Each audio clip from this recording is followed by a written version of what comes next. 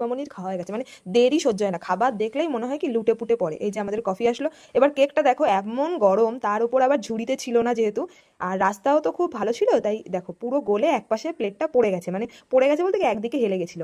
যাই হোক, সেটাকে একটু সেটেল বেটেল করে ওকে দিয়ে কেকটা কাটালাম। তো দেখো এই যে হচ্ছে সুন্দরী, কত সুন্দর দেখতে। তো ফার্স্টে ওই খেলো, দেখো কত বড় হা করে খেলো, একটু কম খেলে কি হয়, আর নয় যার জন্মদিন তাকে আগে না খাইয়ে ও নিজে নিজে খেয়ে নিচ্ছে। আর এই বান্ধবী হচ্ছে মেইন বুদ্ধি আছে, আর আমারও একটু একটু বুদ্ধি আছে, ওর জন্য আমিও আগে দিলাম। তারপরে তারপরে দেখো কেকটা এত গলে গেছিল, দেখো সবাই মিলে ওই যে হাতে লেগে যাচ্ছিল তাই চেটে চেটে খাচ্ছে। এর কমপ্লিট খাওয়া, তাও আমাদেরকে ভিডিওতে একটু দেখালো।